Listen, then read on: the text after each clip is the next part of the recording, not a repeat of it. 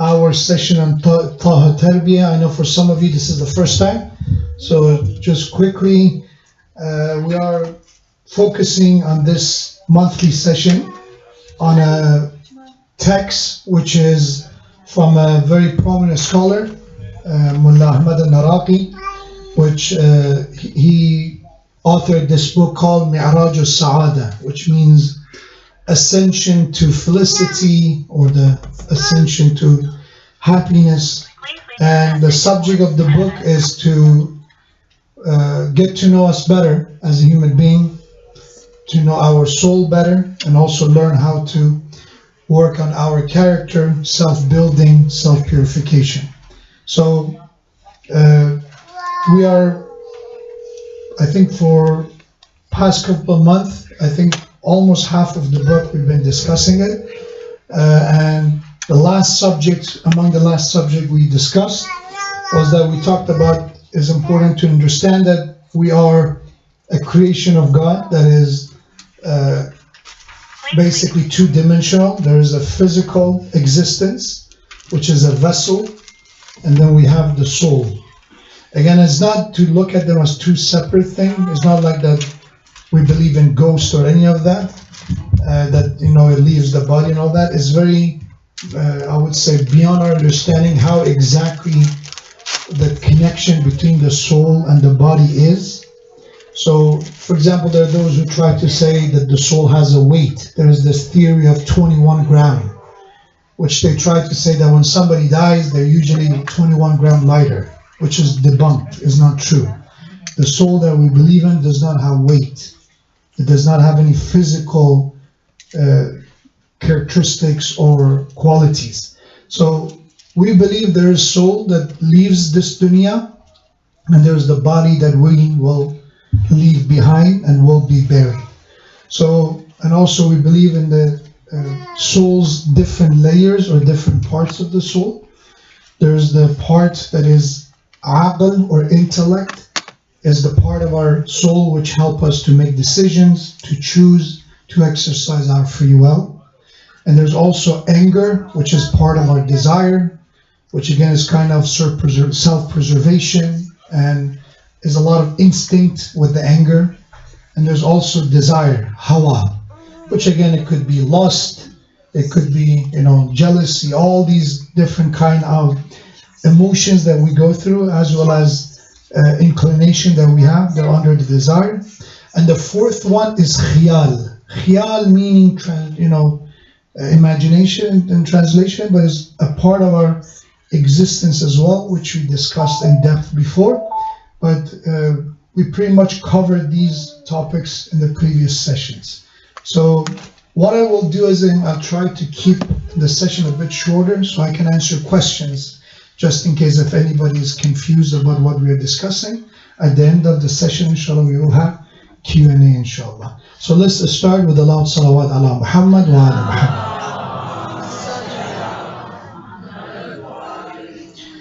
Did I say salaam alaikum? I did? Okay, good. Again, sometimes I'm in rush of doing multiple things. I just want to make sure I did the salam. Okay, so let's inshallah start with the first slide. So the subject that we're going to focus on today is, in this book, again, we kind of get to know who we are. We get to know about the struggles that we go through. And then eventually we come that in order to be able to grow spiritually, it is important to recognize the Creator. Tawheed, the oneness of Allah, monotheism, and our relationship with God plays an important role. What I mean by that is, let's be clear, many of you probably have seen successful individuals, businessmen, entrepreneurs, young people, influencers. They're very successful, and many of them, when you listen to them, they're speaking of a lot of self-improvement, self-growth as well. Well, what's the difference between that and what we're discussing here? The difference here is when they, for example, you see a millionaire or an athlete or a YouTuber or whoever it is, they talk about self-growth, they have one objective in mind. And what is that one objective? What is the objective of a YouTuber, influencer, who To be successful. fame? Well, fame is a tool. What's the goal? Fame you use exactly. So you want to financially be successful. You want to be independent. You want to quit your job. You do what you have passion for. To live a good life. Quit your 9-to-5 job. Live in the dream, as they say. But the objective is pretty much dunya, this life. It's all it is about. And then that's a lot of their. Again, I also watch their videos. I want to see what they're talking about. There's a product that they're selling. There's a dream that they're selling. I want to know what it is. So they talk about I only fly this way, or this is my private jet, or this is the kind of lifestyle I have. Some of them said I don't own any property. Owning a property is a bad thing. I only rent. All those things. But beneath all of that is that how can you be successful in dunya? But when we're talking about the way of a believer or a Muslim being successful, it is dunya. We're not monks. We're not a bunch of people who say, you know what, we have to go live in the mountains, leave the city behind. That's not what we're preaching. What you see, for example, in some people who talk about going to Tibet and Buddhism. No, we're not talking about that. Even Quran says, وَلَا تَنْسَ نَصِيبَكَ مِنَ الدُّنْيَا. Specifically, Allah said you do not have the permission to quit the dunya absolutely, meaning that you isolate yourself or you move away from. You can't. Do not forget the share of your dunya, meaning you have to live among people. You have to be with people. You have to be in society. You have to have interaction with dunya. So let's be clear. Anyone who tell you otherwise, they're not teaching you what Quran is saying and what the Prophet and Ahlul Bayt are saying. That was one way they even went after the Prophet. They criticized him. Why do you think the idol worshippers of Prophet's time, why they criticize Prophet? Said he's a man like us. He lived among us. He should be an angel. He should be someone who's far away going to the mountain. No. You may say, how about the time he went to the mountain and he received a revelation? That was part of the process, but that was not something that he did his entire life. It was a moment, it was a period that required, in order to receive that heavy burden of revelation. But even back then, there was still communication. Imam Ali was the one going to mountain, taking food. It was the messenger as well, and it was just a short amount of time. But the rest of his life, he lived in the city, he lived among people. So it's important to know that dunya is important, but it's not the objective, it's not the goal. What is dunya? Dunya is the path. Dunya is the tool or mean in order to get to the objective. And what is the objective? For us, objective is to understand why we were created. We were not created to get rich and live a life and reproduce and move on. We were created in order to recognize the one who created us, to build a connection with him, and take this soul and grow it so we get ready for the hereafter in order to continue living. There's a famous prophetic tradition, our Prophet Muhammad sallallahu alaihi wasallam.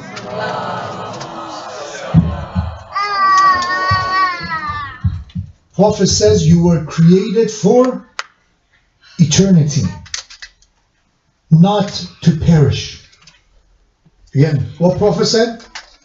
You were khalaqtum, you were created lil baqa, to last, to exist, to be eternal, not to perish, not to fade away. So if you look at just dunya, that's not true. Dunya, everything perishes in dunya. Body, buildings, dynasties, kingdoms, everything has an expiration date. But when it comes to the soul, when it comes to our ruh, there is an expiration.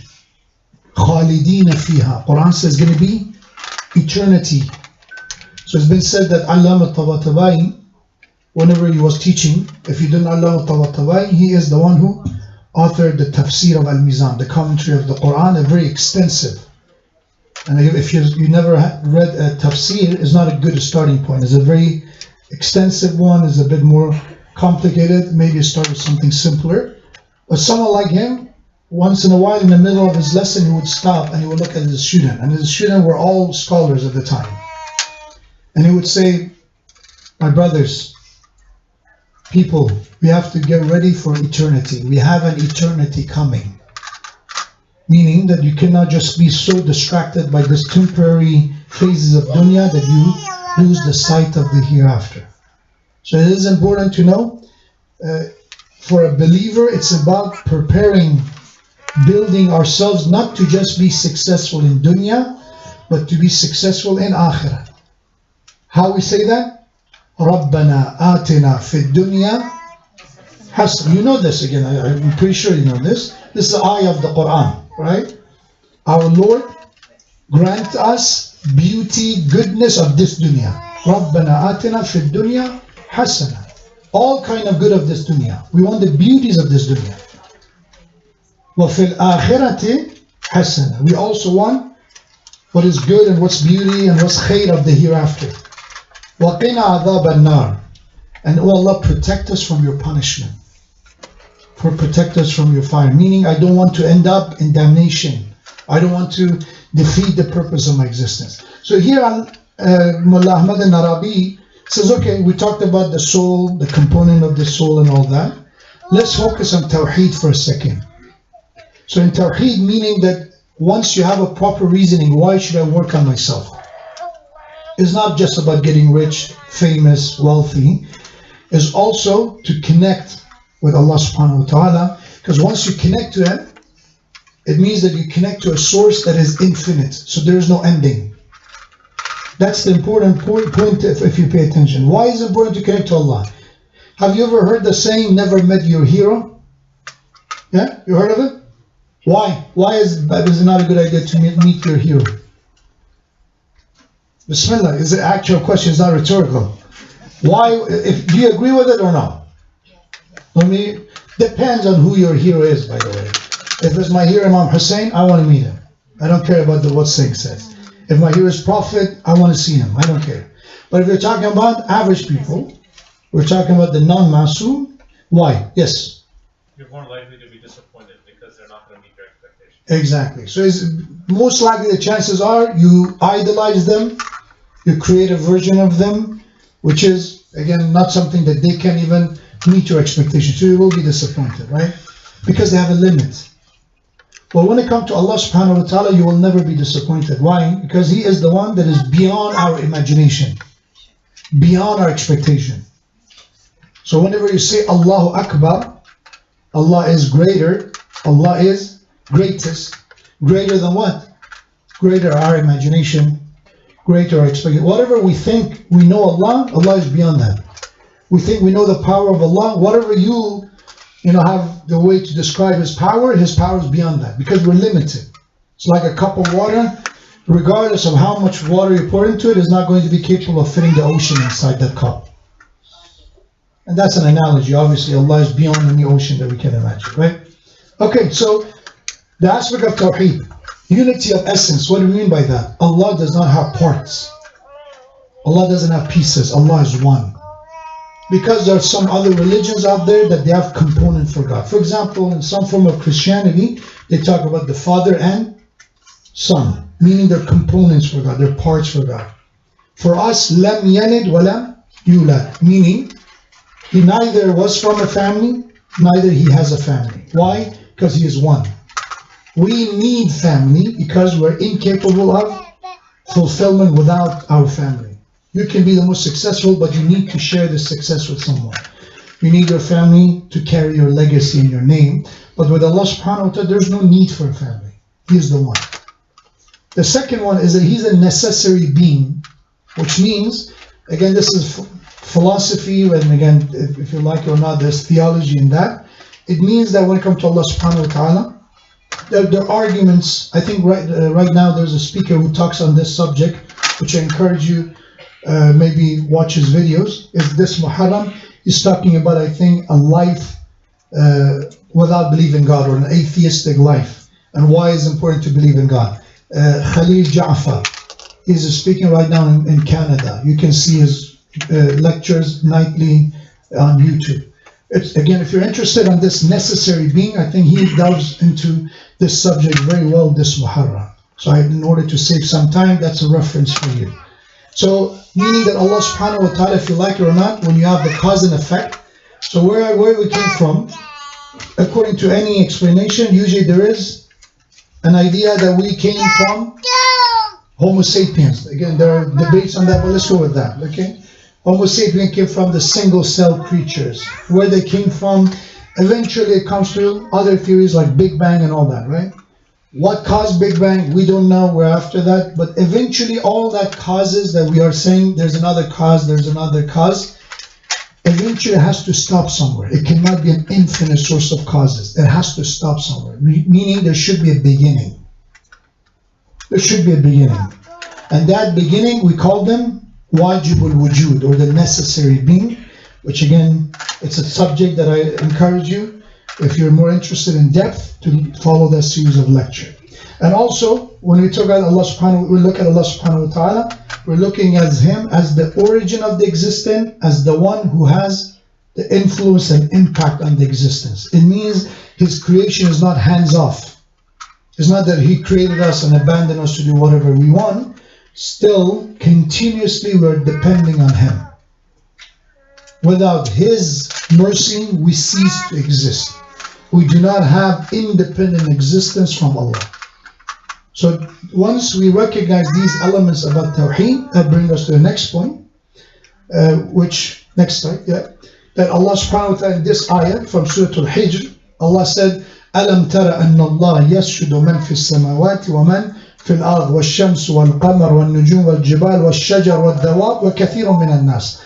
Allah asks us a rhetorical question. Do you not see that everything in existence, in the heavens and the earth, and then Allah lists some of them, the sun, the moon, all the creatures, all of them they prostrate to Allah. All of them they surrender to Allah subhanahu wa ta'ala. And many of people, وَكَثِيرٌ حَقَّ عَلَيْهِ الْعَذَابُ وَمَنْ يُهِنَ اللَّهُ فَمَا لَهُ مِنْ مُكْرِمٍ إِنَّ اللَّهَ يَفْعَلُ مَا يَشَاءُ. And Allah said, obviously, when it comes to the other beings, they don't have free will.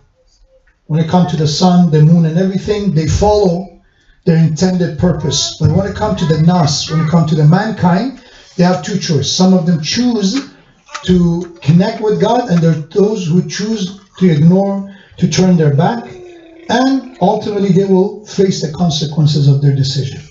So just be clear, when we say the heavens, the sun, the moon, they prostrate to Allah. I've seen people having photos of a tree bowing down, or they post a photo of clouds forming the word Allah. You've seen those or no?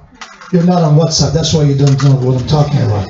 If you're on WhatsApp and you see these kind of things, you make sure Sheikh Modarres also know about it, and now that's why I'm behind on so many messages, because I don't know which one is informational and which one is actually a question. So I have to go through them and vet them. So maybe again I need to train my AI agent to kind of categorize them, that this is, you can leave it for later and focus on that. Let's be clear, when we say everything in the heavens and earth prostrate to Allah, that's not what we talk about.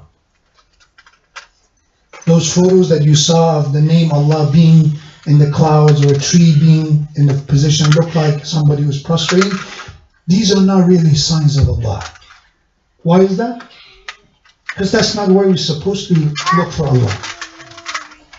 Because you see a Christian, I think it was a while ago, they found a chicken nugget who looked like Jesus to them and sold it for thousands of dollars. They made a lot of money. Or it was a toast bread that looked like some shadow of Jesus. They sold it for a lot of money. That's not it. And unfortunately, as people, sometimes we think that is. So what do we mean that everything in the heavens and earth prostrate to Allah, surrender to Allah? It means they follow their intended purposes that Allah created them for. That's what obedience is. When the sun's purpose is to give the light, to help the world to function, for a plant to grow, for the day and night alteration to exist, they're following what Allah wanted it to follow. The sun is doing its job. That's how that sun is obedient to Allah, by doing what it's supposed to do. The same is when we talk about a tree being obedient to Allah. A tree that its job is to, for example, the one whose purpose to give fruits, it gives fruits, right? The one who's intended, they don't have fruits, but they give shades. Or they do foot offenses, as whatever their objective they have. When they do it, they serve Allah, because that's why Allah created it. There's a reason.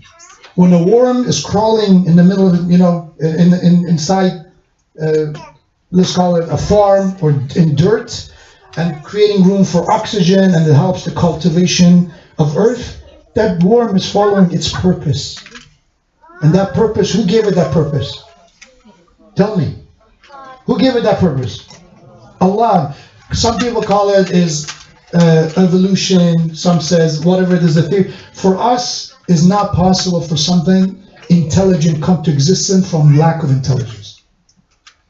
The same way no one will believe in 1,000 years. How many of you have seen, they're not a very good job, but some of these robots out there, right? They're doing basic things.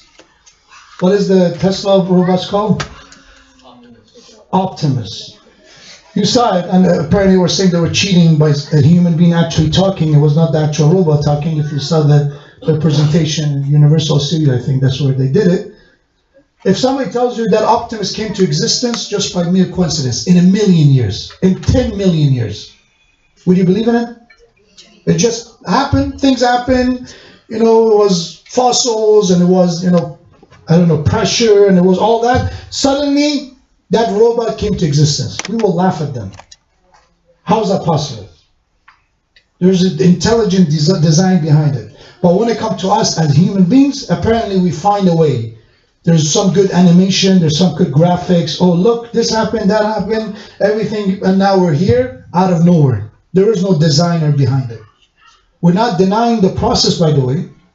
We don't deny that there are, some partial evolution in our existence. We don't deny it. We're not denier of the entirety of evolution. But we are denier of somebody who claimed that our existence is from nothing.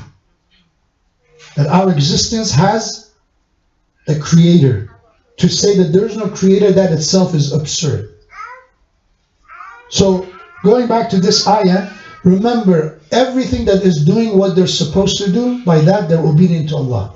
The tree, the worm, the sun, the moon, they're doing their job that they were intended to do.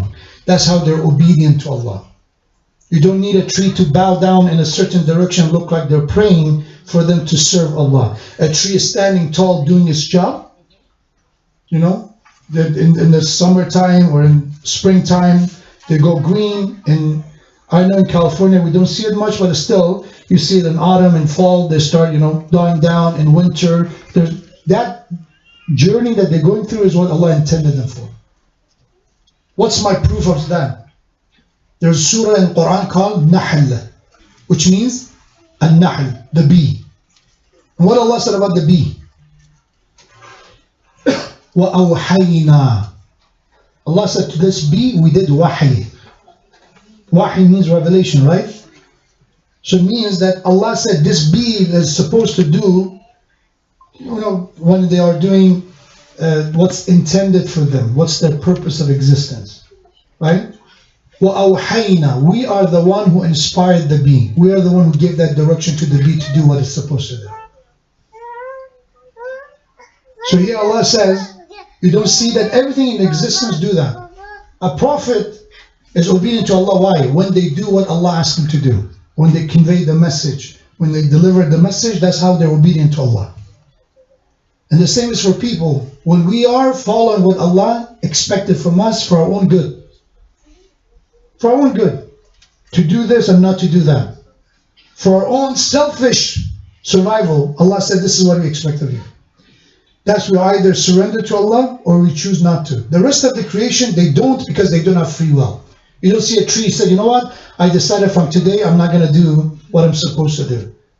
I remember in my time when I was a child, how many of you read the book Giving, what was it, Giving Tree? The Generous Tree? What was it? The Giving Tree? I read it in Farsi, so don't blame me for the translation. Huh? Is it a giving tree, right? Yes. So again, if actually the trees had a human emotion, that's what probably was the way they would communicate it, but they don't have free will. They were created to follow a certain direction. But for people, with human being, we're different. Doesn't mean we are worthy of it. It's just the mercy of Allah that we were granted free will.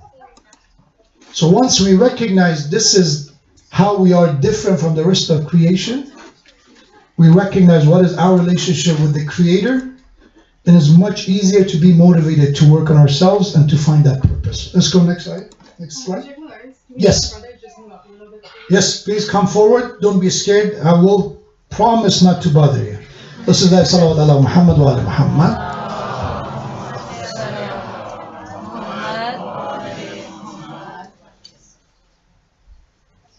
If you listen to my lectures, you know there's an ayah in the Quran, right?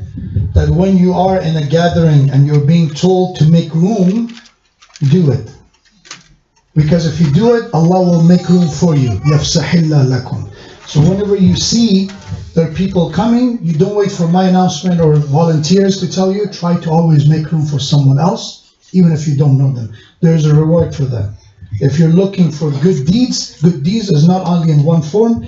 Even if you kind of nudge and if you kind of make a bit of a space for someone, that itself is a rewarding act. Okay, so as I mentioned, it brings us to the free will and predestination.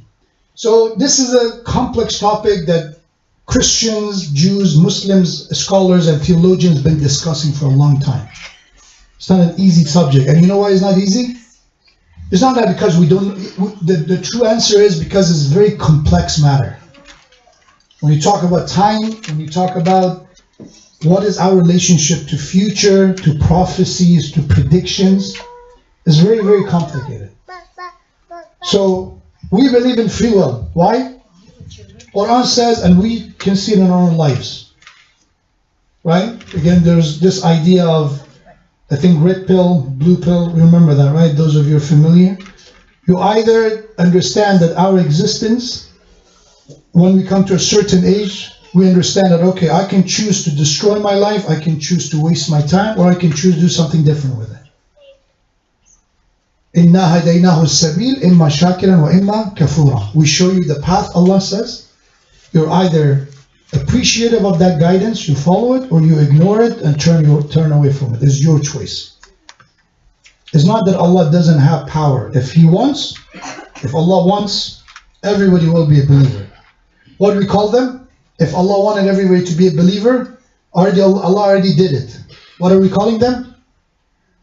Angels. Angels, they're all believers. You don't have an angel. We don't believe in fallen angel. Shaitan was not an angel. Shaitan was a jinn. The rest of the angels, they're pure intellect. They don't have free will. They don't have temptation. They obey Allah. They do everything they're intended for them to do. If it's archangel like Jibreel or Mikael, or it could be other angels that Allah created. Each of them have their own job. Quran talks about them, in verses that they are different. Some of them have different tasks. Some of them, are more in a leadership position. Some of them do, much more minimal responsibility. But Allah intended them to do. They don't disobey. So you have them. Allah already created angels. Then Allah created us, humans. And with humans, there's a beautiful description that Imam alayhi salam made. He said, when Allah created human, as if this is a hybrid between animals and angels. Because animals are pure lust. Animals are pure desire. They do whatever they want, they survive.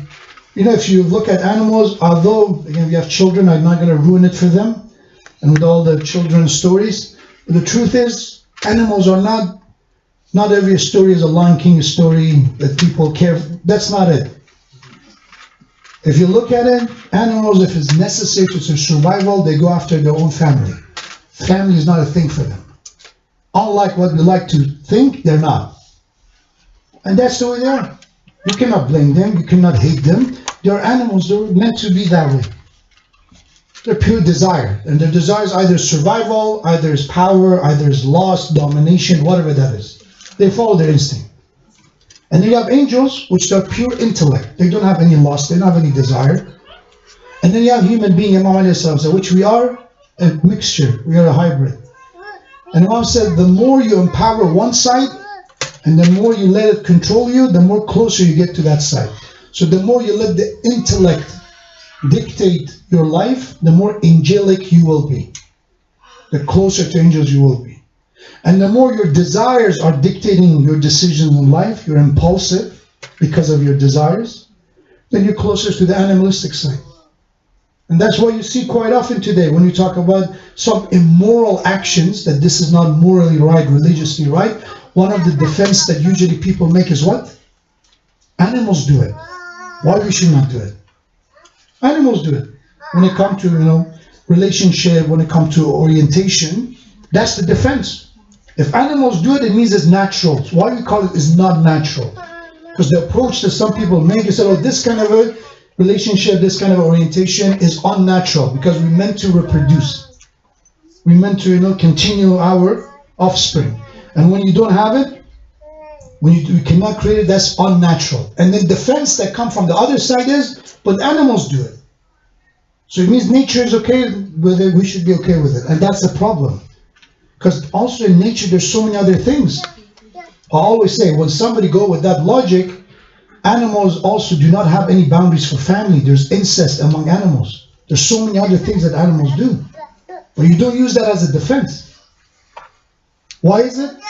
Because human beings, we say, okay, we want to be, the more we let go of these boundaries, these rules and laws, we want to be free. We want to do whatever we want. And you see some of the elements of that in a society that we live in. So, going back to free will and predestination, we have free will to choose our path, meaning to believe or not, to do good or not is usually our call. When I say usually, meaning if you don't have a free will on a decision, you will not be responsible for it, you will not be held accountable. I want you to learn this rule. Let's say it's update time, but don't update inshallah. Is it Windows? God have mercy on us if it's Windows. Yes. It was a TV or? Okay. I remember it happened once time within Windows, and we were sitting for 20 minutes until it updated. But hey. Okay, so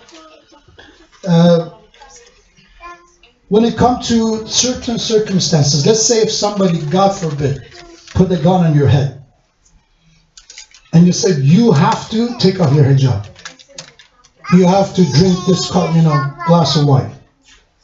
That means I don't have a free will anymore. They're taking away my choice. They're threatening me with my life. In that case, even if you commit that sin, if you drink it, you will not be held accountable. Why? It was not your choice.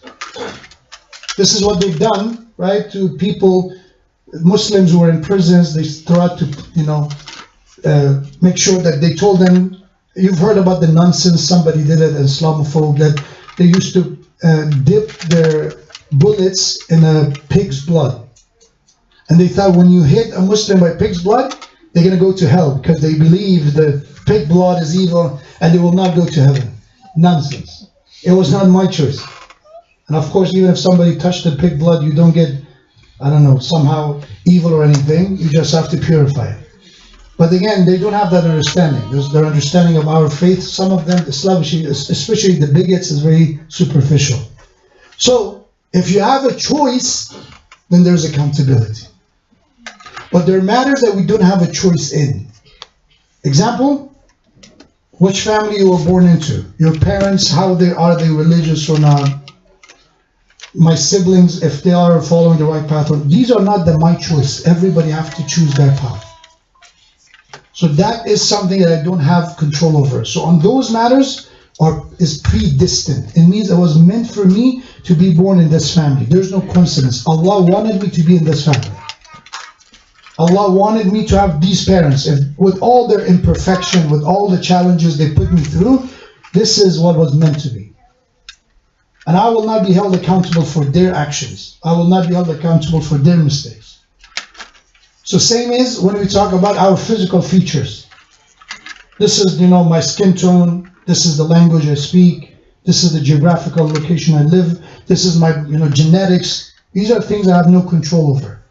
These are decided for me. And the sooner we understand it, the better. Remember, unfortunately, what is happening to many human beings, we as people were being sold a lie. The lie is, you want to be happy?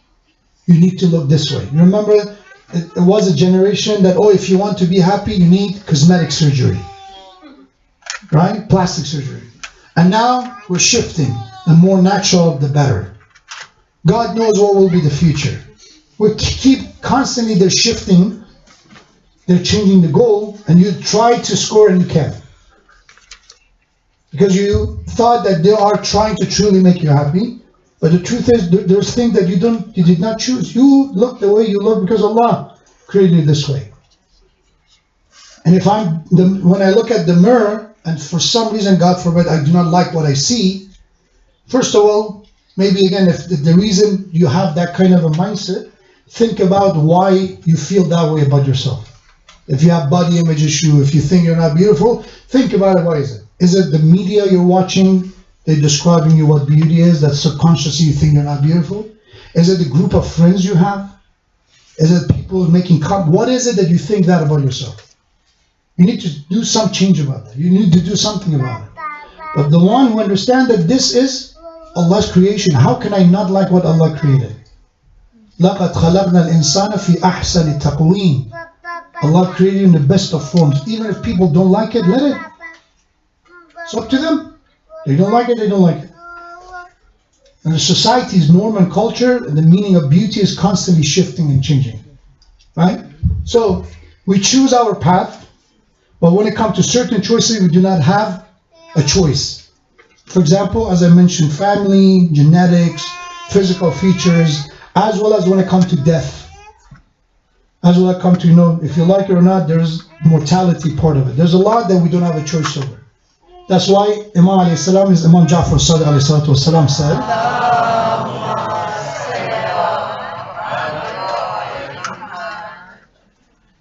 La jabra wa la tafweed bal amrun bayna al-amrayn. There is no absolute predestination and there is no absolute free will in everything. Rather, it's in the middle. It's very nuanced, it's very complicated. And again, if you don't understand the concept, it will be very easy to make a mistake. Because sometimes you say, it doesn't matter, I am in charge, I do whatever I want with my life, it's my life. Not knowing that there are things that I don't have control over. You can say it as much as you want, you're not free to do certain things. We have all these issues nowadays, which is about conformity, we follow the peer pressures. There's a lot of things that we don't actually choose, is the influences over us. We think we have freedom. Okay, let's go next. So how do you know if choice you're making is guided by faith or just your own desires? Let's see. Especially it's meant to be for youth, so let's say what youth has to say. How you know a decision you made? Is it something that your intellect, your faith is the one helping you make a decision, or is just pure desire? Pure hawa? Is it a hard question? Who doesn't understand the question? Raise your hand. Okay, we have 2 here. It's okay, it's a bit of a... How old are you? 12, it's okay. We get there inshallah. Okay, the rest of you, bismillah, that you thought it was not that difficult. MashaAllah. I'm already late. Bismillah. One answer. No one? A brave volunteer who wants to choose to answer. You're not predestined. Yes? If you are doing something for your own desires, you're probably getting a payoff in this dunya. So whether it is money, whether it's maybe fame, maybe it's something that is driven by lust, whatever it is, it's something that you're attaining here in this dunya. Okay. And it's immediate gratification as opposed to something for long term and for Thank you. So again, just to echo what she said, she mentioned, if it's only for short term, just this dunya, it's most likely coming from desire. Because our desires wants to be paid off quickly. We don't like long term. That's why we want the result right away, right? How many of you know the marshmallow study?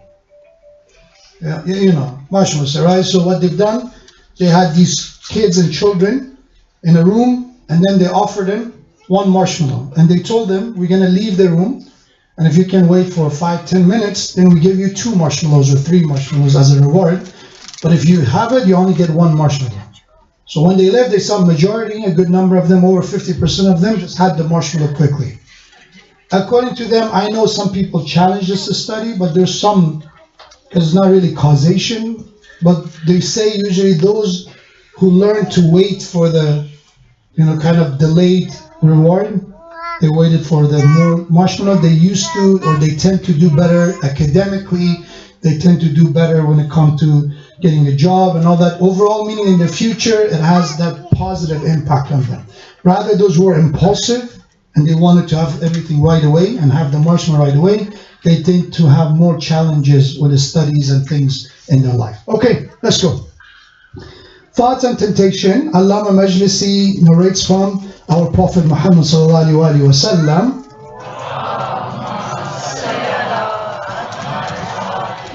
Saying that in our soul, in our hearts, there is two parts. There is the angelic side, and as you can see, there is the, I don't call it satanic side, but there is the part of our existence that is tend to be more focusing on just the desires. So you have the angelic side, and there's the one that is more close toward the shar, or more closer to the temptation and waswasa of shaitan. So what this hadith is trying to say, our hearts, because we have free will, I always give the analogy of airports, right? If you've been to airports, in order for an airplane to be able to land, or you need to take off, what do you need for an airport? A runway. So the runway of the airport, depending on the width of it, the size of it, all that, is either suitable to let certain kind of planes land or not. That's why not every airport, for example, Burbank Airport, and I don't get any commission from them, it's just an example, they tend to not be able to accept international flights because usually they're bigger and they need that suitable runway. That's why many local airports cannot do international ones, beside, of course, other regulations. Our soul is like a runway. We either make this runway of the soul suitable for angels to land, for good thoughts to land, for good ideas to come, or we can make it suitable for shaitanic temptation. الَّذِي يُوَسْوِسُ فِي صُدُورِ النَّاسِ. The one who causes temptation. It's not random selection that one person said, you know what, I like you, so I'm going to send angels to you. I don't like you, I'm going to send shaitan to you. Is our actions either opening the door toward angels, or is opening the door toward shaitan's temptation? So Prophet in this hadith is talking about the two kinds of thoughts that comes, one from angels and one from the shaitan, but ultimately they do not have control, they don't possess us. As Muslims, as followers of Ahlul Bayt, we do not believe in possessions. Those who said, oh, I think shaitan came under my skin. No, it was all on you. Let's be clear. Because if shaitan takes over, then there is no accountability. Shaitan did it. Why should Allah punish me for shaitan? So it's my choice. It's all is that I'm open to suggestions. If I am someone who only care about my desires and to get just quick results, most likely I like shaitan's idea. Because shaitan says, say it, curse, just make feel better. Who cares? Everybody says that. Life is short, enjoy it. That's one.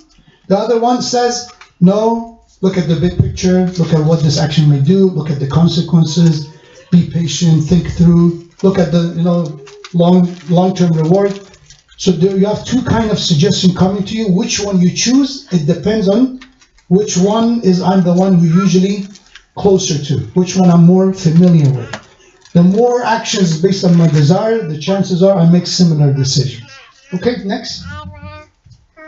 So divine inspiration versus shaitan or satanic temptation. So in Quran, Allah talks about Hizbullah and Hizb shaitan, party of Allah and the party of shaitan. There's also Ikhwan al-Shayateen, Awliya Allah. You have brothers of shaitan and you have friends of Allah. Meaning there are connections that you build either with shaitan or you build a connection with Allah.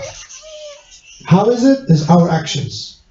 So for example, we have certain sins open the door for shaitan's temptation. For example, in a house that they have wine or alcoholic beverages, technically we call them intoxicants. In such a house, angels don't want to come.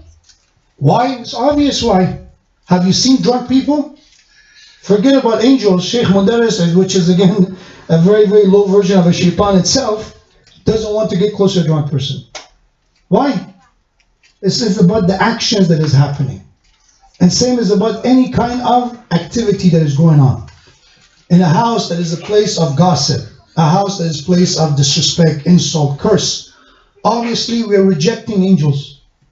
A house that is a place of respect, love, compassion, honor, remembrance of Allah, obviously you are inviting angels in.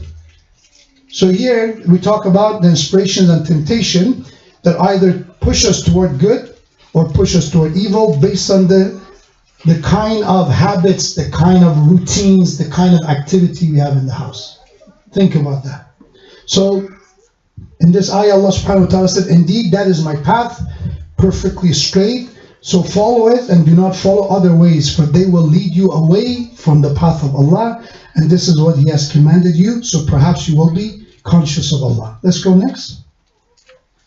So both Allah and Shaitan promise rewards. However, what is the key difference between these two promises? Easy. Yes? Shaitan's promise is to deviate the people. Is to deviate the people. Sure. What else? When you make a promise, what's the ending of a promise? What do you have to do with a promise?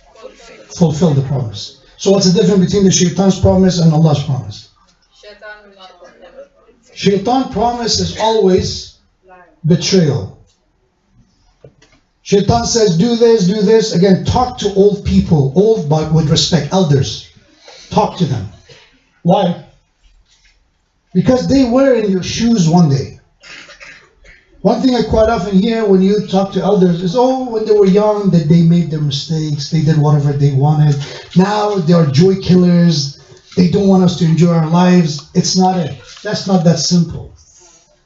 They went a path that you are taking the same path. All they are trying to do, many of them, of course there's exception, but many of them, they try to protect you from making the same mistake.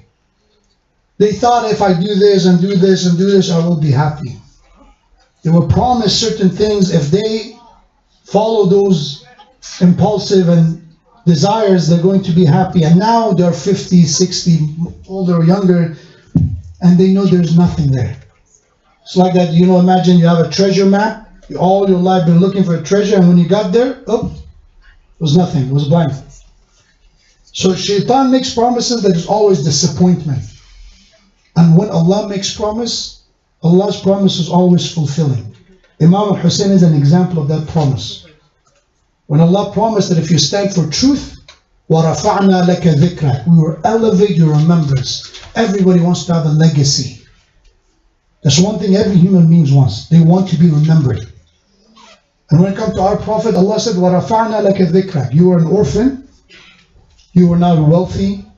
People made fun of you for that. If Allah wants to elevate, if Allah wants to make you known and famous, He will. And look at the promise of Allah. More than 1,000 years later, in every corner of the world, you hear the Mu'adhin said, Ashhadu anna Muhammadan Rasulullah. Right? You hear the name Muhammad on many people across the world. Same as with Imam Hussein. They tried to kill him. They tried to humiliate him. They tried to make his name to be forgotten. They made it forbidden to name Ali. What happened 1,000 years later? That's a promise of Allah. That if you do something for the sake of Allah, Allah will preserve your remembrance. Okay, next. So how can we treat the temptation to sin? How can we find a cure for it? Number one, busy yourself. Meaning, it's important to stay away from being bored and have nothing to do. Have always something to do. And there's something, could be learning new skills, could be exercising, could be sports, could be doing something positive on hobbies or educational. Because when you look at Shaitan, Shaitan loves lazy people. And Shaitan loves those who are kasil. Kisalat is that the one you're unmotivated. There's nothing that I want to do. Right? It's important to keep yourself busy.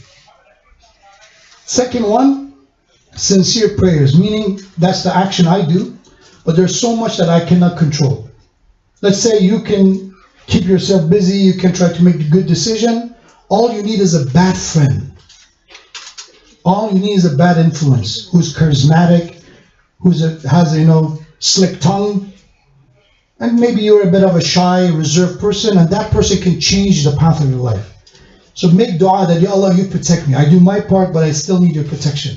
I'm not overconfident with my strength. There are things that you only can protect me from. The third one, think of the consequences. When you are thinking of the temptation, always think about the outcome. Yes, if I play games for 5 hours, then what happens? Always remember the feeling you get after 7 hours of video game. What was it? What did you accomplish after 7 hours?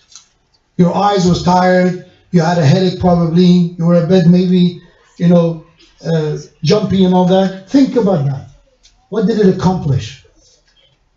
Same as about, you did something, you said something, you thought you accomplished something. What has it done to your relationship with your parents? What it did to you and your siblings? Whatever that is the decision, think about the outcome. Think about the end of that decision. And then also qualities, expel your ugly qualities, meaning try to focus. If I'm a selfish person, if I'm jealous, these are things that I need to work on. And it's not going to disappear overnight. If you like it, there's no real cold turkey when it comes to these bad qualities. It's a very, very slow process to get rid of them. And you have to push yourself. Let's say if you're a jealous person, you have to push yourself to compliment people. Why? Because jealousy hates acknowledging people. You want to be, the spotlight's only on you. It's only about you. So the more you push yourself and you hate it, every single word you say you hate it, but you have to do it. Because that's the way you move forward. That's the way you teach your ego that I'm in charge, you don't control me. So try to work on those qualities and get rid of the ill qualities. And contemplation. Contemplation or tafakkur is that there's the action part, there's the thing that we keep yourself busy, and there are things that we do with our lives, but there's the important point, which is the reflection, meaning the thinking process. Meaning as you think about, okay, why am I here? Going back to the tawheed part, right? You think about everything around you. You think about when you're standing by the sea, you look at the water, you look at the trees, you look at the existence, you think about, what is all this for? Is it for me to just have a moment of fun and move on? Or there is more wisdom behind all this existence? أَوَلَمْ يَتَفَكَّرُوا فِي أَنفُسِهِمْ. That reflection could be external, thinking about the rest of the creation, or it could be internal, thinking about my own existence. Who I am, why I am here, where I am heading to, what am I supposed to do? These are things that everybody have to answer for themselves. Do not copy other people's answers. I'm not against podcasts. I listen to podcasts as well. But there's one downside. When you become a professional listener to other people's thought, eventually it is possible for you to forget who are you. That's their journey. That's their ambition. What are you looking for? And maybe that's what they want from life. Is that what you want? Or no, eventually somebody else's dream become your dream. So that self-reflection and awareness is necessary. So remember Allah, contemplate in the creation, and ponder in the akhirah, reflecting about oneself. So remember that we started that all of the ambition of a man in dunya, if it's only dunya, that's a short term. But the one who understand that my soul is meant to be eternal, so it's not just for this dunya, it's going to carry me from one world to other. And I think that's the last one.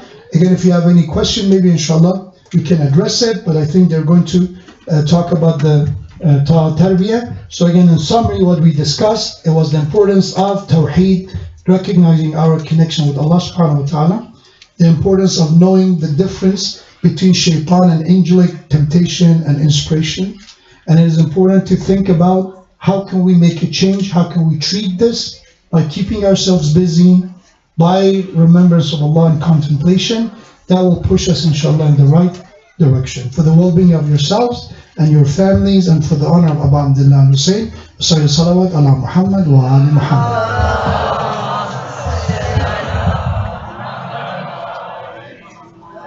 I know I promised Q&A, but maybe I have to inshallah leave it for another time. My apologies, I have to get going. But again, I thank Fatima Society for welcoming to Al Tarbiyah. Inshallah, it will be the first of many other future events, inshallah, that as a community we come together. There may be two different physical locations, but ultimately the goal, the purpose is the same. And إِنَّمَا الْمُؤْمِنُونَ إِخْوَةٌ. At the end of the day, we're all bonded together under the banner of our religion and our faith, and especially in Moharram, Inshallah, the love of Imam Hussein is what inshallah unify us and bring us together with the salawat ala Muhammad wa ala Muhammad.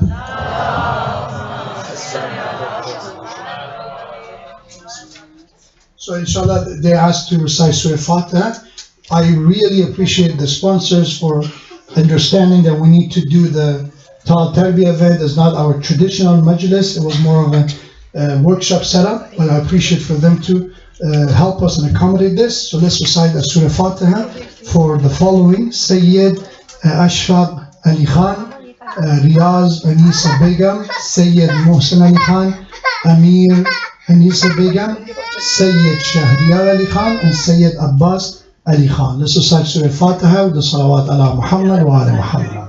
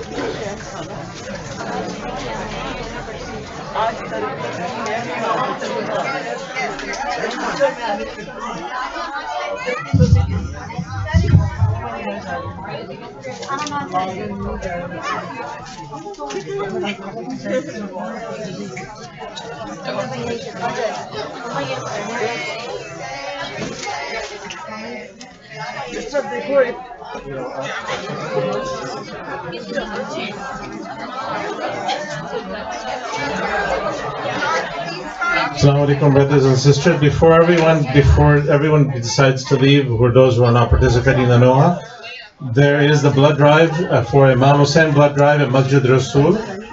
Fatima Society members have been doing this for 9 years. Tomorrow is the blood drive at 7:30 to 1:30 at Masjid Rasul. If you have already signed up and registered, Alhamdulillah, may Allah accept your donation and amplify your rewards.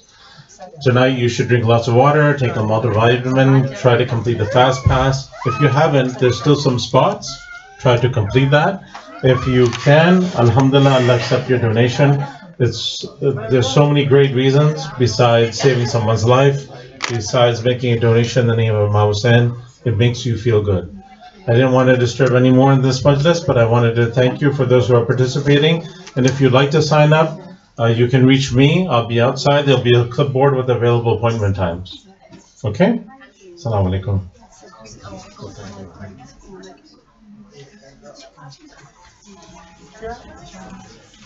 There's a white Lexus blocking the Tesla, blocking the Sheikh's car. He needs to go. If whoever owns that, please remove it quickly. Thank you so much.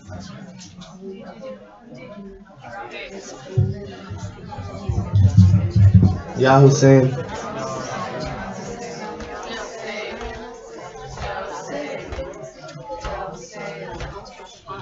रो रही है सोच कर, रो रही है सोच कर, उम्मुल बनी ये आजबी, असगरे बेशीर जैसी कब्र है अब्बास की, असगरे बेशीर जैसी कब्र है अब्बास की।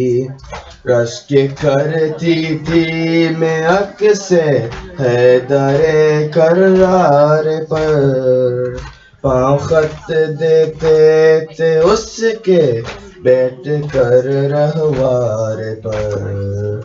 हाय मेरे शेर की, हाय मेरे शेर की ये कैसी हालत हो गई, असगरे बेशीर जैसी कब्र है अब्बास की, असगरे बेशीर जैसी कब्र है अब्बास की।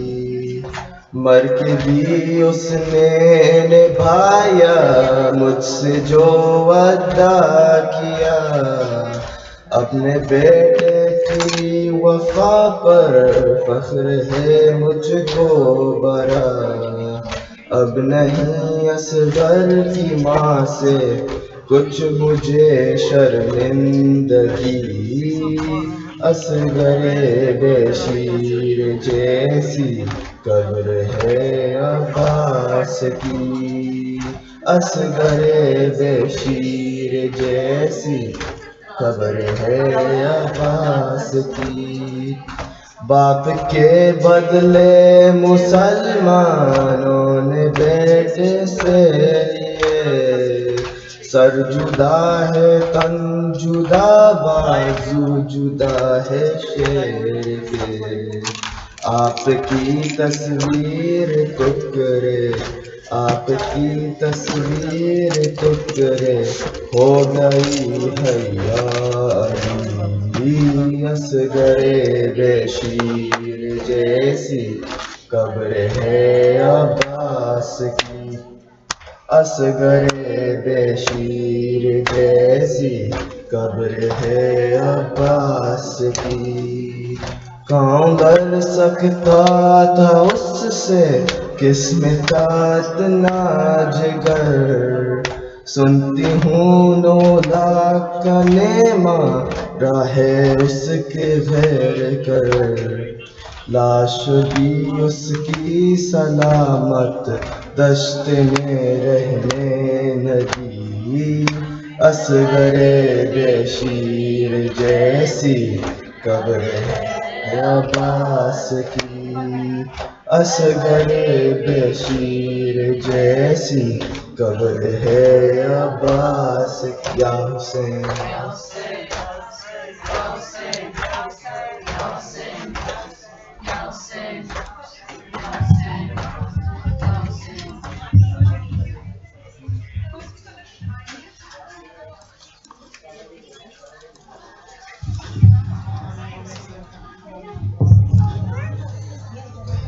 السلام علیکم یا رسول اللہ، السلام علیکم یا امین اللہ، السلام علیکم یا حبیب اللہ، السلام علیکم یا ابو القاسم، السلام علیکم یا خاتم النبیین، السلام علیکم یا ابو الحسن امیر المومنین، السلام علیکم یا بنت محمد فاطمہ الزہرا، السلام علیکم یا حسن ابن علی المجتبی، السلام علیکم یا ابا عبداللہ، السلام علیکم یا ابن رسول اللہ، السلام علیکم یا ابن امیر المومنین سید الوسین، السلام علیکم یا ابن فاطمہ الزہرا سید النساء العالمین، السلام علیکم یا ابن خدیجہ الکبری ام المومنین، السلام علیکم یا حسین الشہید و ابن الشہید، السلام علیکم یا علی ابن حسین زین العابدین، السلام علیکم یا ابا جعفر یا محمد ابن علی الباقر، السلام علیکم یا ابا عبداللہ یا جعفر ابن محمد الصادق، السلام علیکم یا ابو الحسن یا موسیٰ ابن جعفر القادم، السلام علیکم یا غریب الغرباء، السلام علیکم یا مریم الضعفاء والفقراء، السلام علیکم یا شمس الشموس وانیس النفوس، السلام علیکم یا عیل المدفون بأرض دوس، السلام علیکم یا علی ابن موسیٰ رضا، السلام علیکم یا ابا محمد یا حسن ابن علی عیل زکی العسکری یا ابن رسول اللہ، السلام علیکم یا صاحب العصر والزمان، الامان الامان الامان من فتنة الزمان، السلام علیکم یا خلیفۃ الرحمن، السلام علیکم یا شریک القرآن، السلام علیکم یا مدر الایمان، السلام علیکم یا امام زمانہ هذا عجل اللہ فرجک وسهل اللہ مخرجک وظہورک، السلام علیکم جامعہ ورحمۃ اللہ وبرکاتہ۔